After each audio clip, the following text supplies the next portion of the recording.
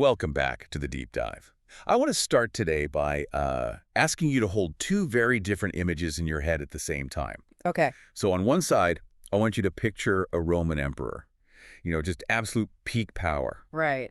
Toga, legions, the works. The works, a guy dealing with plagues, betrayals, wars on the frontier.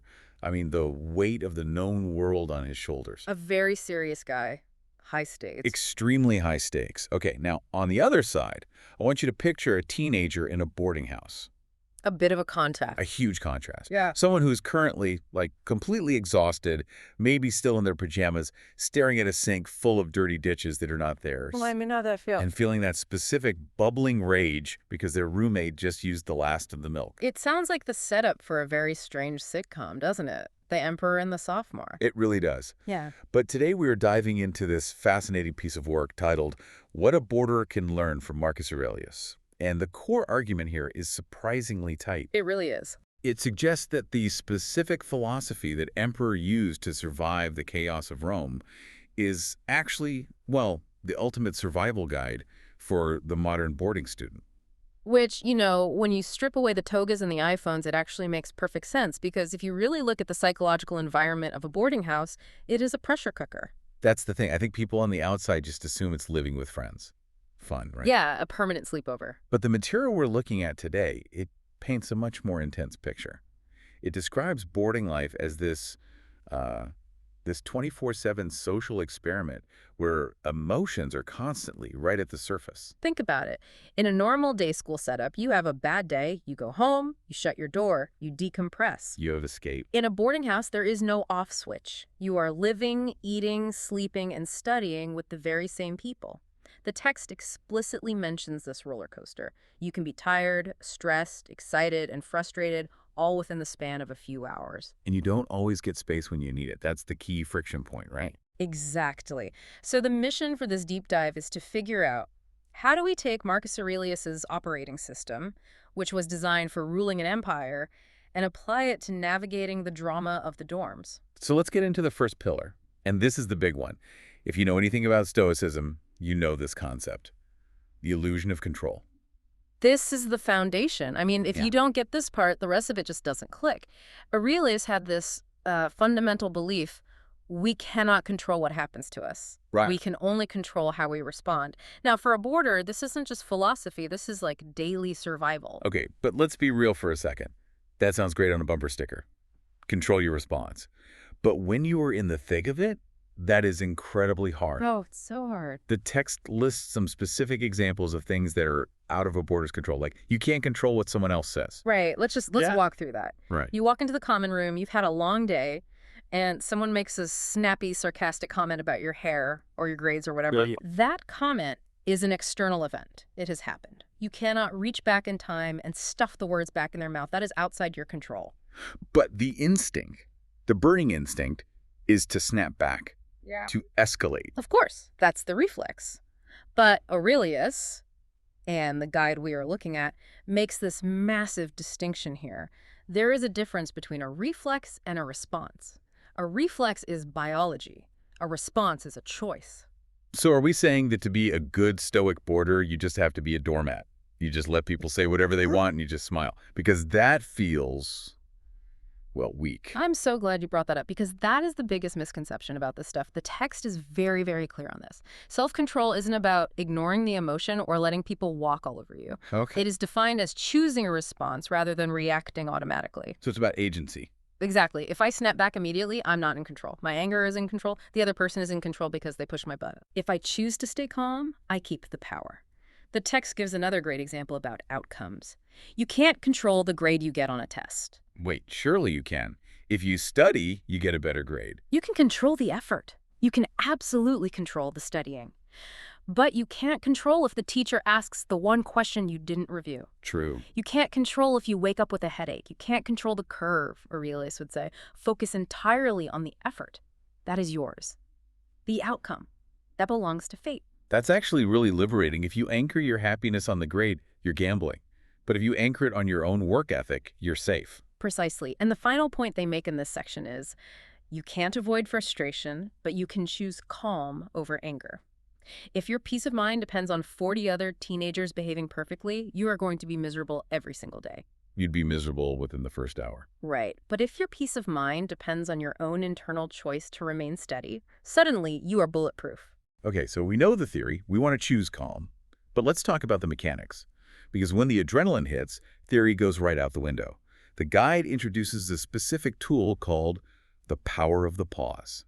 This is one of Aurelius's most practical tools. And it sounds so simple that you might just dismiss it, but it is neurologically profound. How so? The pause is that tiny, tiny gap between the stimulus, the thing that happens, and your response. The text lists some scenarios where this is non-negotiable in boarding life. One of them is when you feel annoyed with a roommate.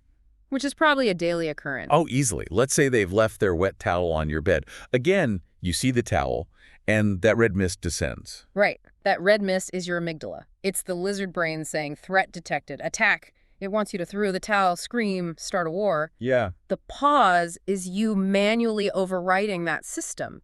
It's taking a single breath to let the prefrontal cortex, the thinking part of your brain, come back online. Another scenario they mention is when receiving feedback you don't like. This is a tough one. It hurts the ego. A teacher or a house parent critiques you. The instant reaction is defense. You're wrong, or that's not fair. Right. The pause allows you to actually hear what's being said. Maybe they have a point. You can't know that if you're already shouting. And speaking of that's not fair, the text specifically lists when a situation feels unfair as a trigger moment. Justice is a huge deal for students. If you feel you've been wronged, the urge to fix it immediately is overwhelming. But acting out of that immediate anger usually just makes the unfairness worse. You dig yourself a deeper hole. And the last one, which I think is the most dangerous one in the modern world, is when tempted to say something you might regret. The unsendable text message, the comment that goes too far. We've all been there. We say something in the heat of the moment that feels so good to say, and 5 minutes later, we would pay $1,000 to take it back. So the mechanism described here is basically stop, breathe, think, choose. It's acting like a circuit breaker. You are interrupting the flow of electricity before it blows the fuse. And the text argues that the result is simply better outcomes. You don't escalate small annoyances into feuds. You become the person who solves problems rather than creating them. But there's another layer to this. The pause stops the explosion. But how do we stop the anger from building up in the first place? That leads us to the concept of perspective. This is the zoom out. Marcus Aurelius was constantly writing to himself about how small he was in the grand scheme of the universe. Now, you don't need to get that existential, but you do need to step back. Because in a boarding house, everything feels so immediate and massive. It's a bubble. It really is. A disagreement about who takes out the trash can feel like the end of a friendship. A bad grade feels like your career's over before it started. Yeah, completely. Exactly. The text calls this reframing reality, and one of the most practical points it makes is physiological. It explicitly says, understand that small problems feel bigger when you are tired. I thought that was such a crucial inclusion, because boarders are notoriously sleep-deprived. They are. And when you are tired, your emotional regulation is the first thing to go. You interpret neutral faces as hostile. You interpret mistakes as attacks. Perspective is having that self-awareness to say, am I actually this angry about the trash, or have I just been awake for 18 hours? It's the age-old method, Yeah. right? Hungry, angry, lonely, tired. If you're any of those, don't make big decisions. Precisely. And then there's the temporal factor the guide discusses, remembering that challenges pass. The idea that this too shall pass. It sounds cliche, but it's a powerful tool.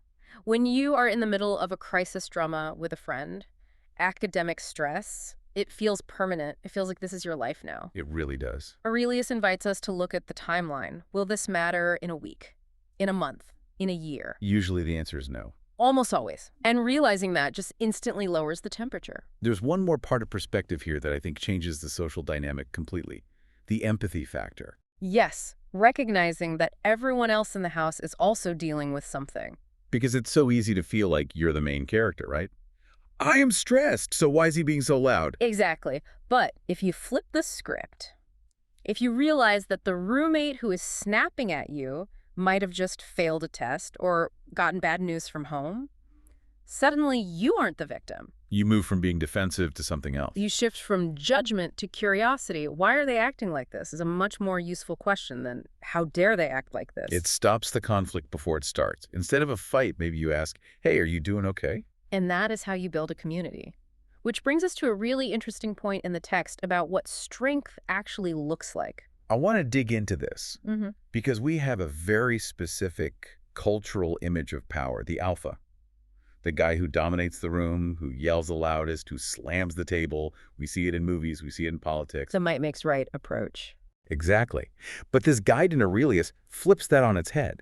It explicitly addresses this myth. It says that reacting strongly or aggressively is often mistaken for confidence, but in reality, true strength is staying calm under pressure. Well, think about why that is. Anyone can explode. A toddler can explode. Exploding is easy, it's just giving in to the impulse. It requires zero discipline to yell. So the argument is that the person shouting is actually the weak one. They are the one who has lost control. They are a slave to their emotion. The person who stays calm, they are the one holding the reins. And that takes immense discipline. The text lists some specific advantages that these calm students have. And it's not just about feeling superior. It actually works better. First, they resolve conflict more effectively. Yeah, sure. If I'm screaming at you, your brain just goes into defense mode. You stop listening. You're just waiting for a pause so you can scream back. If I'm calm, if I lower my voice, you have to lean in to hear me. We can actually negotiate. They also earn trust from others. This is a big one for leadership. Huge. Think about the people in your life. Do you trust the person who is volatile? The person where you never know if you're going to get Dr. Jekyll or Mr. Hyde? No, you walk on eggshells around them. Exactly. You manage them. You don't trust them. But the person who is consistent, the person who keeps their head when everyone else is losing theirs, that is the person you follow. That is the person you go to when things go wrong. And this touches on the concept of the ripple effect mentioned in the source. This is essentially social contagion. We know that emotions are contagious. If one person in the dorm starts panicking or complaining or getting aggressive, it spreads like a virus. The tension level in the whole house goes up. We've all felt that. You walk into a room and the vibe is just heavy. But the positive version is also true. Calm is contagious too. If there is a crisis and one student stands there, takes a deep breath, and speaks in a level voice, it acts as an anchor. It gives everyone else permission to calm down. So by practicing this self-control, you aren't just helping yourself, you're actually regulating the entire room. You are. You're performing a service for the community. So let's pivot to the so what here. We've got the theory, we've got the tools. But why should a listener, whether they are a student, a parent, or just someone living with roommates, really commit to this? What is the ROI? The guide breaks this down into two areas: community impact and personal ROI. On the community side, it's pretty simple. Boarding houses are ecosystems. When people don't manage their emotions, the ecosystem becomes toxic. It becomes exhausting to live there. Right, it becomes a place where you can't relax because you're always waiting for the next explosion. But when you have a critical mass of students practicing this awareness, the house becomes a sanctuary. It becomes a place where you can actually recharge. And for the individual, what's in it for me? The list is solid. First, handling stress. Boarding is high pressure. If you don't have these tools, you will burn out. This is your armor. It also mentions building better friendships. Because you aren't burning bridges over small stuff, you're a safe person to be around. People want to be around people who are emotionally stable. And focusing more effectively. This one stuck out to me. It's about cognitive load. Being angry takes up a huge amount of brain power. If you are stewing in resentment about a roommate, you are not thinking about your history essay. You're mentally arguing with them. Right. If you can process that emotion, put it in perspective, and let it go, you free up that RAM for the things that actually matter. And finally, feeling more confident. Confidence comes from self-trust. It comes from knowing I can handle myself. Knowing that no matter what crazy thing happens in the dorm today, I'm not going to lose it. I'm going to be okay. That is a superpower. And as the text points out, these aren't just school skills, these are life skills. Oh, absolutely. Yeah. Try navigating a marriage without the power of the pause. Try navigating a corporate boardroom without perspective. If you can master this in the dorms, you are set for life. Before we wrap up, I want to address one fear I think people might have. We've talked a lot about control and calm. Is the goal here to become a robot? To never feel anything? I'm glad you asked that because the source is very explicit here. It says, You will feel strong emotions. That is normal. So it's not about suppression. Not at all. Stoicism isn't about not having feelings. It's about not being enslaved by them. The text says the goal isn't to stop feeling. It is to manage what happens next. It's the gap between the feeling and the action. Exactly. It's okay to be furious. It's what you do with the fury that defines your character. The guide ends on a note about practice. And I think this is the perfect way to look at boarding life. It's not just a place to live. It's a dojo. It's the gym. Marcus Aurelius viewed his whole life as a training ground. For a boarder, every annoying habit, every loud noise, every unfair rule, these are just weights in the gym. They are opportunities to practice patience. That is such a great reframe. Instead of, why is this happening to me? It becomes, here is another chance to get stronger. And just like lifting weights, it's hard at first. You will fail. You will snap. You will forget to pause. That's okay. You just get back up and try again on the next rep. So here's the final thought I want to leave you with today. It's a challenge, really. Next time you feel that heat rising, maybe it's today, maybe it's tomorrow. Next time you want to slam a door or send that nasty text, remember the emperor and the boarder. Remember that you are at a crossroads. Exactly. The source suggests that every time you choose to pause, every time you choose a thoughtful response over a reflex, you aren't just avoiding a fight. You are actually building a muscle. You are becoming stronger than you realize. So the question to ask yourself is your reaction making you weaker by giving away your power to the situation? Or is it making you stronger by keeping that power for yourself? Something to mull over the next time you find dirty socks on your pillow. Thanks for diving deep with us. See you next time.